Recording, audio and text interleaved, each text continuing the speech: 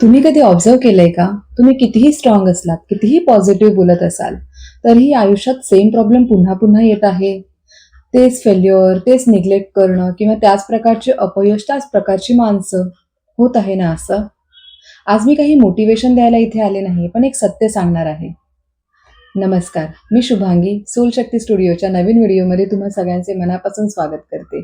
आजचा हा video subconscious माइंडबद्दल थोडा उलगडा करणारा असेल. व्हिडिओ थोडा मोठा होऊ शकतो, पण नक्कीच खूप महत्त्वाचा आहे. तर व्हिडिओ नक्की शेवटपर्यंत पहा.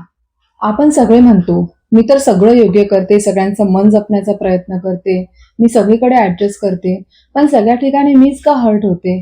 होतंय ना असं? थोडं ऑब्झर्व करा. सेम प्रकारची माणसं, सेम प्रकारचे भांडणं, सेम प्रकारचे इमोशनल एंडिंग्स. म्हणजे माणसं बदलतायत, पण सिच्युएशन स्टोरी सेम राहतेय. तर हे काही बॅड लक आहे का? नाही. हे एक पॅटर्न आहे. सिंपल भाषेत सांगते. आपण सगळेजण मोबाईल फोन तर वापरतोच. समजा आपला फोन स्लो झाला, हँग झाला. आपण काय करतो? आपण मोबाईलचं कव्हर बदलतो? आपण मोबाईलची स्क्रीन बदलतो?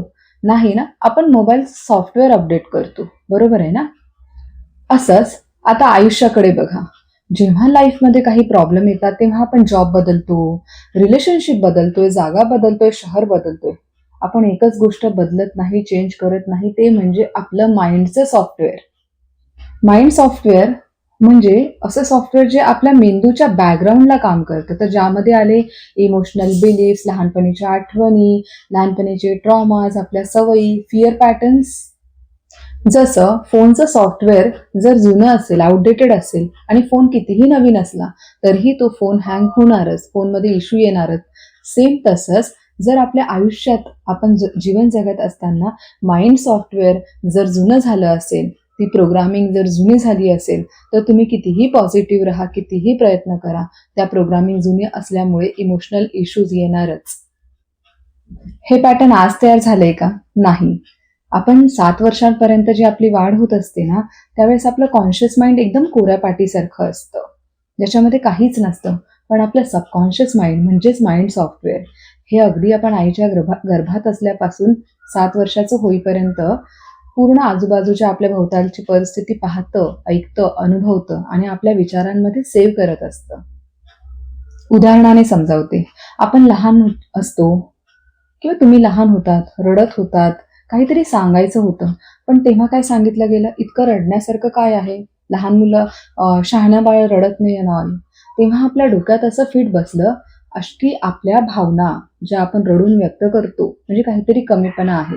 त्यामुळे आत्ताही आपण एकटेपणाची भावना अनुभवतो, आपण कुणासमोर व्यक्त होत नाही, आतल्यात झुरत राहतो.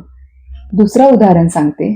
लहानपणी आपण ऐकलं असतं की पैसे नाही आहेत, आपल्याला हा खर्च परवडत नाही. आपल्या डोक्यामध्ये ही गोष्ट फिट बसली की पैसे म्हणजे स्केअरसिटी. अशा वेळेस आपली ही बिलीफ सिस्टम स्ट्रॉंग झालेली आहे. आणि आत्ता जेव्हा आपण मोठे होतोय, आपली लाईफ जगताना आपल्याला जाणवतंय की आपण पैशांच्या बाबतीतले डिसिजन्स आपले चुकतायत. तसंच इन्सिक्युरिटी वाटते, पैसे आल्यास आपल्याला एक वेगळ्याच प्रकारचं असं कधी-कधी वाटतं की नाही, नाही काहीतरी चुकतंय का? अजून एक उदाहरण देते, ज्याच्यामध्ये बॉडी इमेज. लहानपणी ना आपल्याला कलरवरून खूप बोललं बोललं गेलेलं असतं कधी-कधी. जसं की नाही ही खूप गोरी आहे, हिचा रंग ना थोडा हा मोठा झाल्यास उजळेल. अशा वेळी आपल्या बालमनात एक खूप स्ट्रॉंग बिलीफ बनलेली असते, की अच्छा म्हणजे गोरं म्हणजे छान दिसणं किंवा थोडा सावळा कलर असणं म्हणजे छान दिसतच नाही. अशा वेळेस मोठं होऊन आपल्याला स्वतःबद्दलचाच एक असा इन्फिरियरिटी कॉम्प्लेक्स वाटत असतो किंवा बॉडी शेमिंग वाटत असते. स्वतः आपला कॉन्फिडन्स एकदम ड्रॉप झालेला असतो. होतं ना असं कधी-कधी? अशी अनेक उदाहरणं आहेत. जसं की पब्लिक स्पीकिंगची आपल्याला भीती असते, आपल्याला ट्रस्ट इश्यूज असतात. आपण नवीन व्यक्तीवर पटकन विश्वास ठेवू शकत नाही, जरी ते चांगले असले तरीही. किंवा असे अनेक उदाहरणं आपल्याला देता येऊ शकतात. कंपॅरिझन केलेलं असतं आपलं लहानपणी कोणासोबत तरी. त्याच्यामुळे आता आपण त्या गोष्टी इतक्या फिट बसल्या आहेत माइंडमध्ये, की आपण त्या गोष्टींना घाबरत असतो सतत. तर हे सगळं तुमच्यासोबत घडतंय का? चेंज पॉसिबल आहे. आपण स्वतःला पूर्णपणे बदलू शकतो. पण त्याआधी आपल्यामधला हा रिपीटेड पॅटर्न कोणता आहे, हा आपल्याला ओळखायला हवा. तर हा रिपीटेड पॅटर्न नेमकं ओळखायचा कसा? ओळखायचा तर पहिलं म्हणजे सेम स्टोरी डिफरंट पीपल.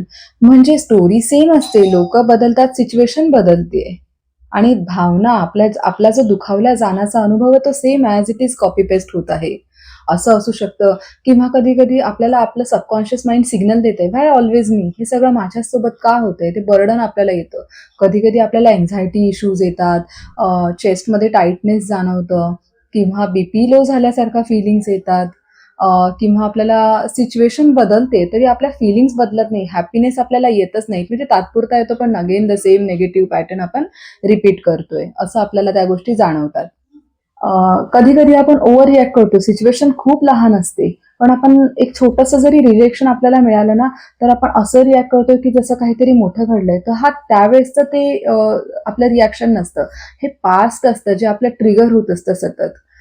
तसं होऊ शकतं. कधी कधी झोप लागत नाही, झोपेचे इश्यूज होतात, किंवा जसं मी मगाशी म्हणाले अँक्शियस होतं.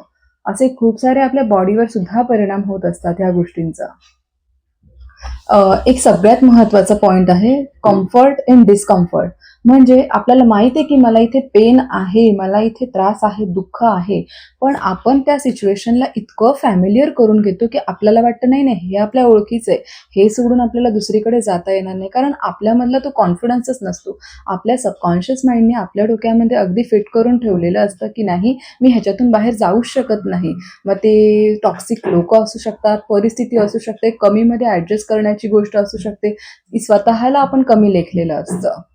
तर हे तेच म्हणजे आपण जे फॅमिलियर ज्या गोष्टी आहेत तिथे आपण अति ऍडजस्ट करण्याचा प्रयत्न करत असतो. या सगळ्या गोष्टींमुळे आपली ग्रोथ थांबलेली असते, आपली प्रगती कधीच होत नाही. हे बदलणं सोपं आहे का? सोपं नाहीये, पण शक्य आहे. जसं समजा आपल्याला झाडाला दुसरं फळ हवं असेल, तर आपल्याला त्याची मुळं बदलावी लागतात, बरोबर आहे ना? तसं आपल्याला आपल्या आतमध्ये जे मूळ आहे ते बदलावं लागणार. आपल्याला बाहेरच्या परिस्थितीला दोष देणं खरंच खूप सोपं आहे. पण जो खरं युद्ध सुरू आहे, हे आपल्या सबकॉन्शियस माइंडमध्ये सुरू आहे, आपल्या आतमध्ये सुरू आहे. हे बदलणं आपल्याला गरजेचं आहे. तर आजच्या या व्हिडिओमध्ये आपण शिकलो, समजलो की प्रॉब्लेम हा बाहेर नाही, तर प्रॉब्लेम हा आपल्या माइंडमध्ये आहे. हे बदलता येईल का? प्रश्न पडलाय ना? तर नक्कीच बदलता येईल. चेंज पॉसिबल आहे. आपलं माइंड रिप्रोग्रामिंग करता येतं. ते कसं करायचं, त्यासाठी काय काय स्टेप्स घ्याव्या लागतील हे आपण इन डिटेल पाहणार आहोत. पण व्हिडिओ थोडा जास्त मोठा होईल म्हणून आपण भाग 2 घेऊन लवकरच येऊ. तोपर्यंत मला असं वाटतं की तुम्ही स्वतःला एक प्रश्न विचारा, स्वतःचा अभ्यास करा की असं कोणतं पॅटर्न आहे जे तुम्ही आयुष्यात पुन्हा पुन्हा रिपीट करत आहात. मग ते रिलेशनशिपबद्दल असू शकतं, किंवा मनी बद्दल असू शकतं, किंवा एखाद्या सिच्युएशन जे तुम्ही सतत सतत सतत त्याच गोष्टी तुम्ही आयुष्यामध्ये अट्रॅक्ट करत आहात. स्वतःला प्रश्न विचारा आणि जाणून घ्या. मित्रांनो, व्हिडिओ थोडा जरी हेल्पफुल वाटला असेल तर नक्कीच लाईक करा, सबस्क्राईब करा आणि कमेंट करा.